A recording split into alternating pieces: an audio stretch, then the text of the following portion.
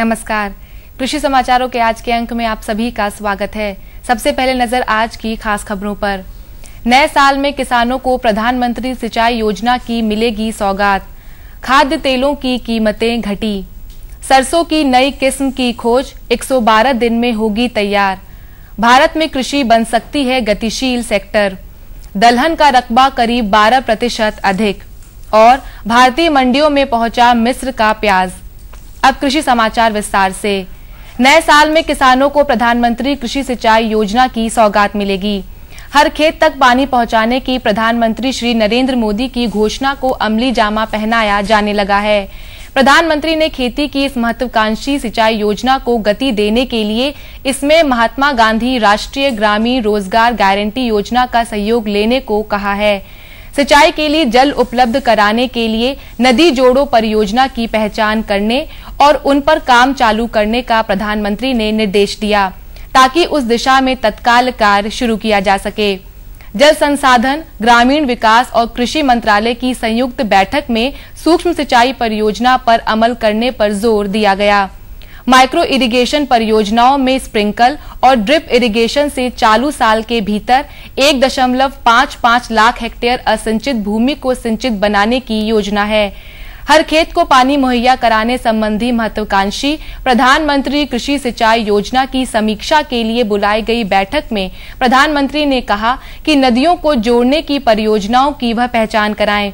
इससे इस पर तत्काल काम शुरू किया जा सकता है। आमतौर पर रुपया कमजोर होने पर देश में खाद्य तेलों के दाम बढ़ने लगते हैं, लेकिन इस बार कीमतों में भारी गिरावट देखी जा रही है। इससे खाद्य तेल कारोबारी और आयातक दोनों को नुकसान हो रहा है।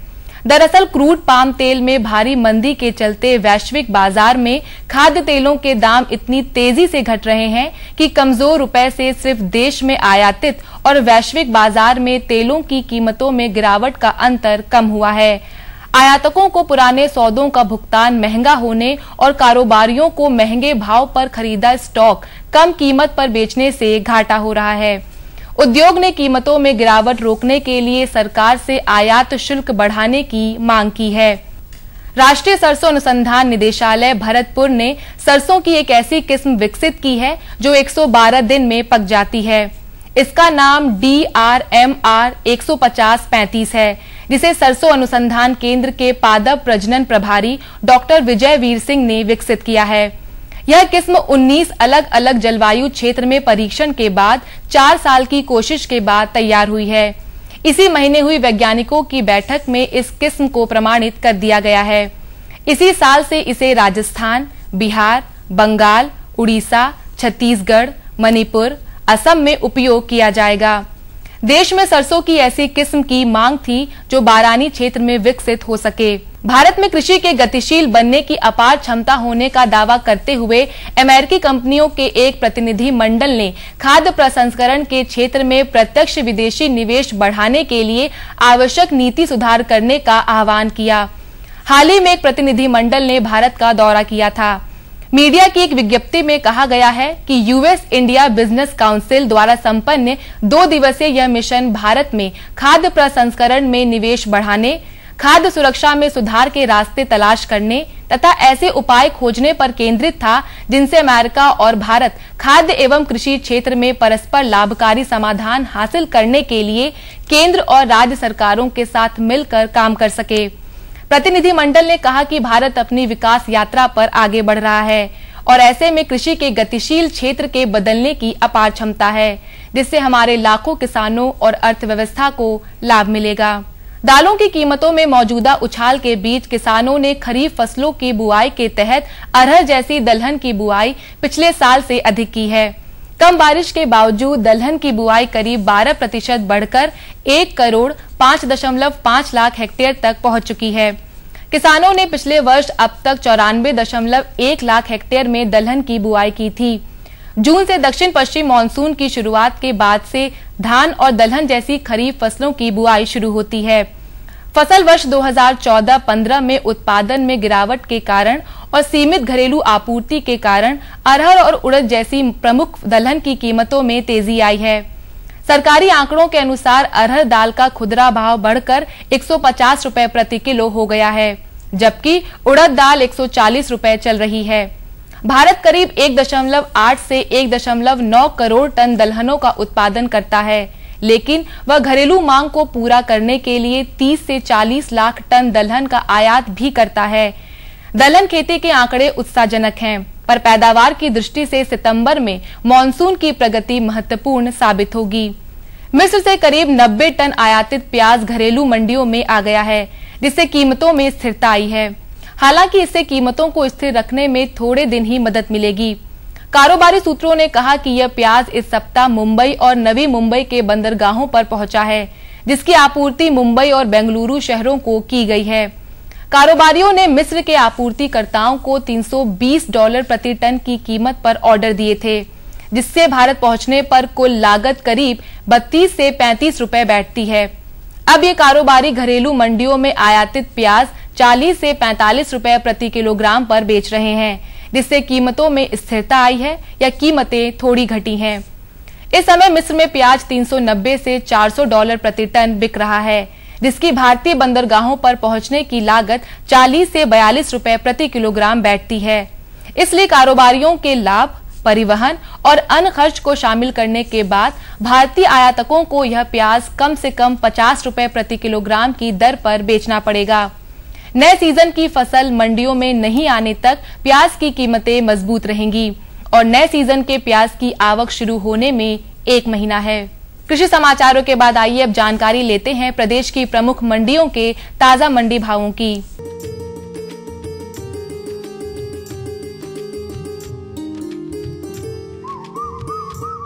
गेहूं लखनऊ की मंडी में 1480 रुपए, फतेहपुर की मंडी में 1500 रुपए, शाहजहांपुर की मंडी में 1610 रुपए और वाराणसी की मंडी में 1560 रुपए प्रति क्विंटल रहा। चावल लखनऊ में 2160 रुपए, फतेहपुर में 2190 रुपए, शाहजहांपुर में 2055 रुपए और वाराणसी में 2230 रुपए प्रति क्विंटल रहा। अरहर लखनऊ में 7100 रुपए, फतेहपुर में 7200 रुपए, शाहजहांपुर में 7240 रुपए और वाराणसी में 7160 रुपए प्रति क्विंटल रहा। उड़द लखनऊ में 7890 रुपए, फतेहपुर में 8075 रुपए, शाहजहांपुर में 8200 रुपए और वाराणसी में 7980 रुपए प्रति क्विंटल रहा। टमाटर लखनऊ में 2100 रुपए, फतेहपुर में 2225 रुपए, शाहजहांपुर में 2140 रुपए और वाराणसी में 2200 रुपए प्रति क्विंटल रहा। बैंगन लखनऊ में 1300 रुपए, फतेहपुर में 1265 रुपए, शाहजहांपुर में 1430 रुपए और वाराणसी में 1270 रुपए प्रति क्विंटल रहा। आलू लखनऊ में 830 रुपए, फतेहपुर में 815 रुपए, शाहजहांपुर में 850 रुपए और वाराणसी में 890 रुपए प्रति क्विंटल रहा। मौसमी लखनऊ में 2850 रुपए, फतेहपुर में 2950 रुपए, शाहजहांपुर में 2780 रुपए और वाराणसी में 2850 रुपए प्रति क्विंटल रहा। केला लखनऊ में 2000 रुपए, फतेहपुर में 2130 रुपए, शाहजहांपुर में 2420 रुपए और वाराणसी में 2250 रुपए प्रति क्विंटल रहा। तो किसान भाइयों, ये थे आज के कृषि समाचार और औसत मंडी भाव। अगले अंक में कुछ नई जानकारियों के साथ हम फिर उपस्थित होंगे। तब तक के लिए हमें दीजिए अनुमति। नमस्कार। तो और बताओ। बस। अरे ये क्या भैया जी, बस इतनी सी रासायनिक खाद? किसानी छोड़ रहे हो क्या? किसानी नहीं, नादानी छोड़ रहे हैं। मिट्टी की जांच कराई है। अब तो लालाजी जितनी जरूरत है उतने ही उर्वरक खेत में डालेंगे। हाँ किसान भाई आज ही अपने जिले की नजदीकी भूमि परीक्षण प्रयोगशाला में मिट्टी की जांच जरूर करवाएं और मिट्टी में पोषक तत्व, नमी व पौधे के विकास को देखते हुए केवल जरूरत के अनुसार ही पोषक तत्व डालें। और हाँ, मिट्टी में गंधक, जस्ता, बोरोन जैसे सूक्ष्म पोषक तत्वों का पता लगाना भी न भूलें। उर्वरक और जैविक खाद के सही उपयोग से भूमि का उपजाऊपन बनाए रखें, उत्पादकता बढ़ाएं, खर्चा घटाएं और बहुमूल्य विदेशी मुद्रा बचाने में भी सहयोग दें। और हाँ, धीमी गति से नाइट्रोजन उपलब्ध कराने वाले उर्वरकों जैसे नीम लेपित यूरिया को प्राथमिकता दें और यूरिया का पत्तों पर छिड़काव करें। अरे वाह, तू तो सचमुच समझदार हो गया रे। अधिक जानकारी के लिए संपर्क करें जिला कृषि अधिकारी या किसान कॉल सेंटर। नई तकनीक सभी को अच्छी लगती है। मैंने भी अपने खेत की तैयारी, बुआई, जुताई, गहाई वगैरह के लिए छोटी मशीनें अपनी जरूरत के हिसाब से खरीदी। मैंने अपने खेतों में मशीन का प्रयोग किया तो काम जल्दी और आसान हो गया। खेती में मशीनों के इस्तेमाल के बाद मुझे मिली भरपूर पैदावार और ज्यादा मुनाफा। छोटी मशीनें तो हमारी अपनी अपनी हैं, लेकिन बड़ी मशीनें हमने समूह बनाकर खरीदी। किसान भाइयों और बहनों, आप भी उन्नत मशीनों और उपकरणों की खरीद पर वित्तीय सहायता का लाभ उठाएं, अपनी आमदनी बढ़ाएं और खुशहाली पाएं।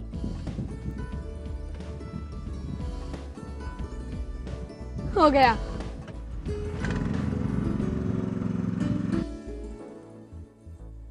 मैंने सोच लिया है, मैं तुझे कृषि का इंजीनियर ही बनाऊंगा।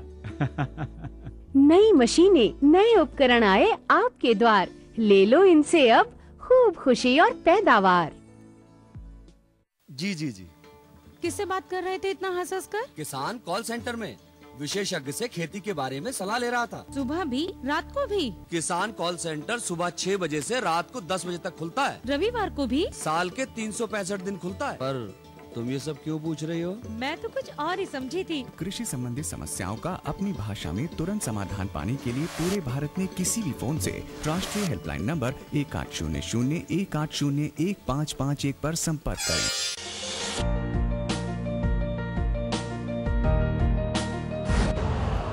यूरिया का स्वदेशी उत्पादन 70 लाख टन बढ़ाने के लिए 6 उर्वरक संयंत्रों का उद्धार किया जा रहा है। FCIL के गोरखपुर, सिंदरी, तलचर और रामागुंडम संयंत्र, HFCL की बरौनी इकाई और BVFCL की नामरू फोर्थ। सोने पर सुहागा ये है कि देश में अब बनेगा सिर्फ नीम लेपित यूरिया, क्योंकि इससे होगा किसानों का फायदा ही फायदा। अनाज का उत्पादन 10% तक बढ़ेगा। बढ़ेगी 10 से 15% नाइट्रोजन क्षमता।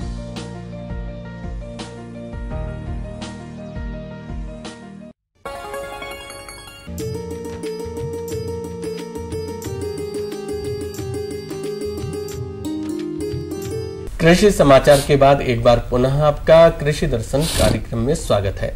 बहनों भाइयों, कहते हैं कि प्रातः काल खटिया से उठ के पीवे ठंडा पानी और ताघर वैद्य कबहू नहीं आवे, बात घाघ की मानी। घाघ ने बहुत अच्छी बात कही है कि प्रातःकाल उठते ही हमें ठंडे पानी का सेवन करना चाहिए, और अगर हम ऐसा करते हैं तो हमें वैद्य की कभी आवश्यकता नहीं पड़ेगी।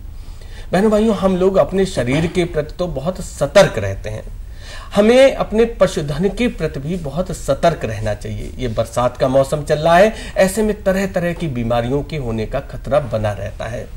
तो हमारे पशुओं में किस तरह की बीमारियां हो सकती हैं, कैसे बचा जा सकता है, इसी परिप्रेक्ष्य में आज हम आपको जानकारी दिलवाने जा रहे हैं पशुओं में होने वाले संक्रामक रोग। और इस विषय पर जानकारी देने के लिए आज हमारे बीच में उपस्थित हैं कृषि विज्ञान केंद्र उन्नाव के वैज्ञानिक डॉक्टर विकास सिंह।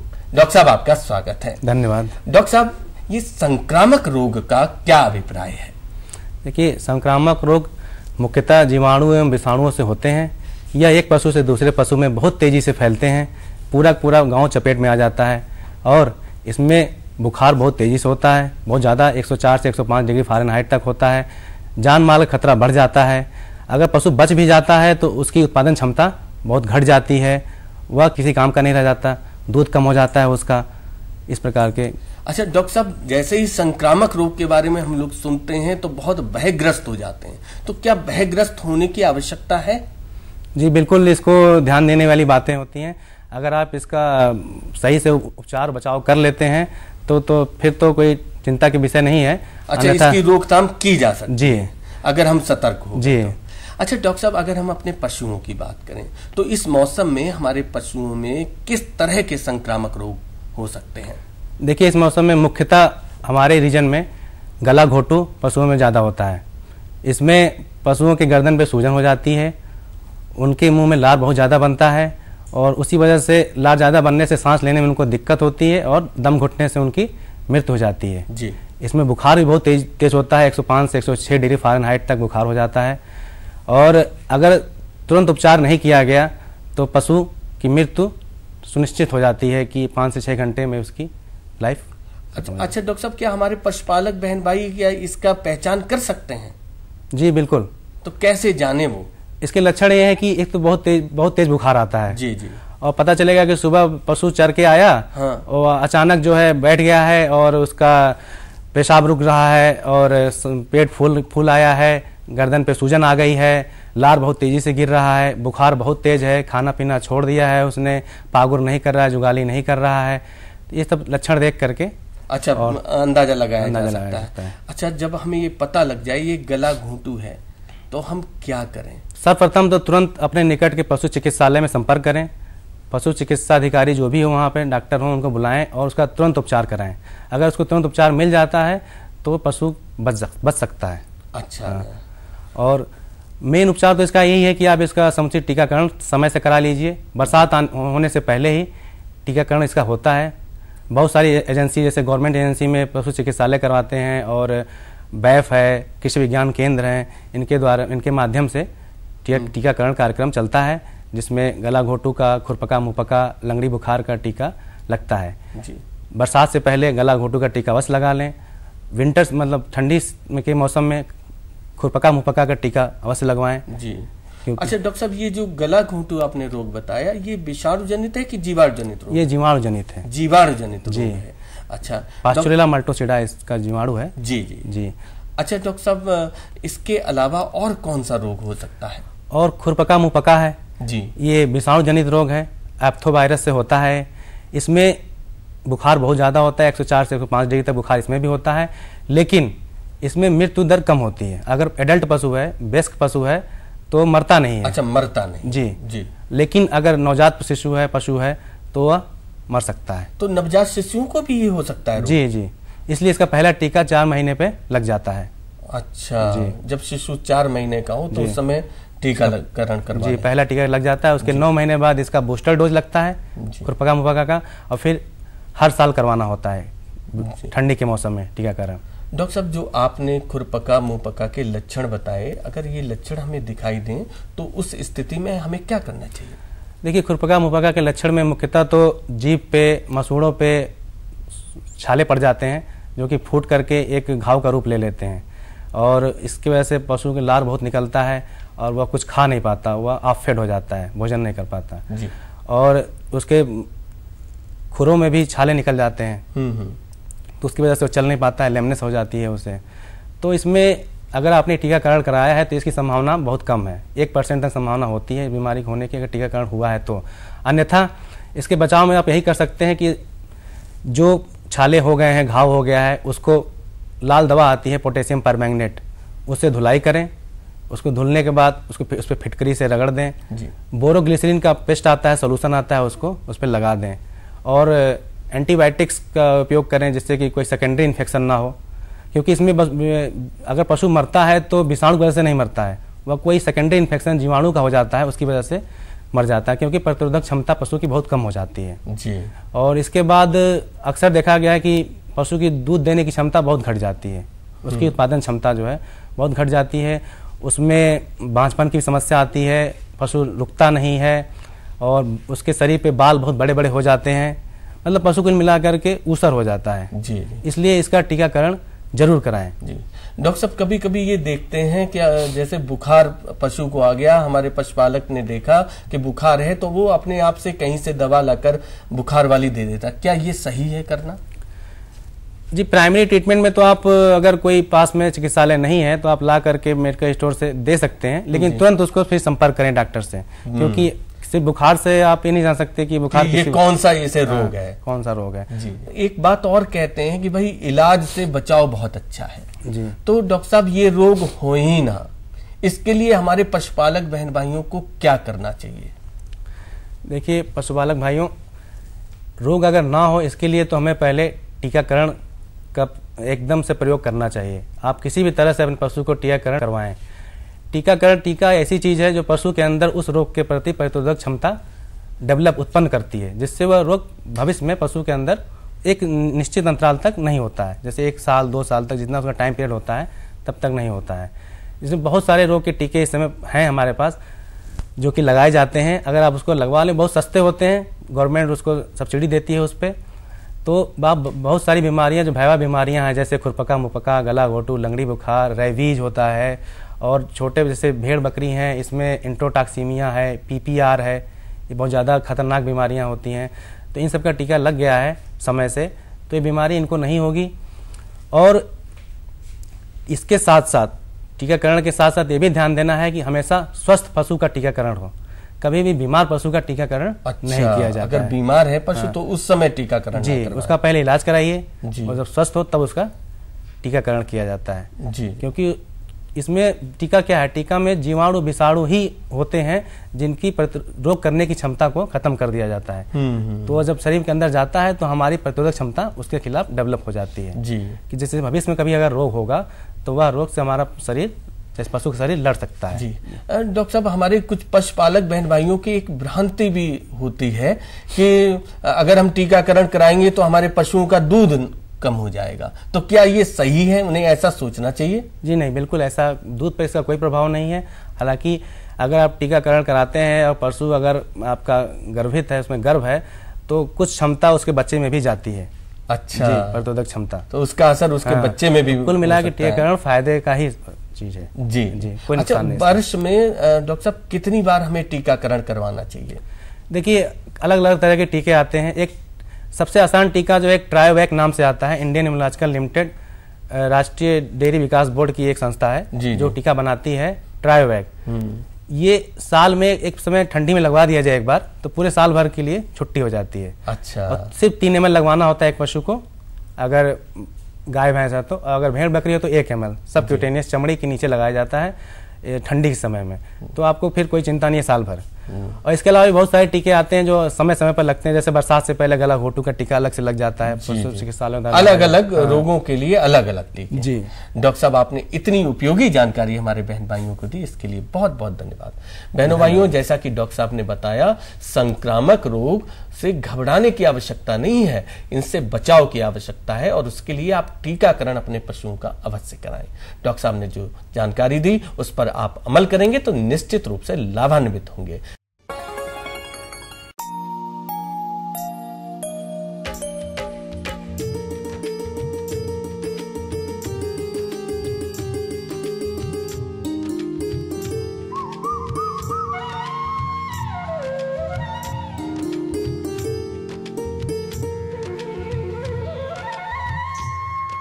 नमस्कार, खेती की जानकारी के बाद प्रस्तुत हैं मौसम समाचार।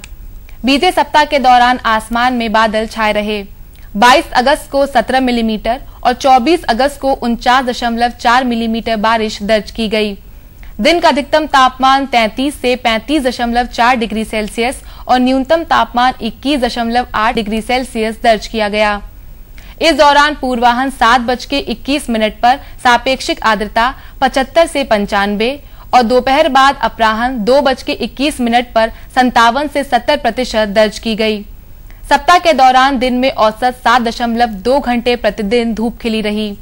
हवा की औसत गति 6.8 किलोमीटर प्रति घंटा और वाष्पीकरण की औसत दर 5.8 मिलीमीटर प्रतिदिन रही। सप्ताह के दौरान पूर्वाह्न को हवा अधिकतर पश्चिम दिशा से चलती रही और अपराह्न को उत्तर पश्चिम दिशा से चलती रही।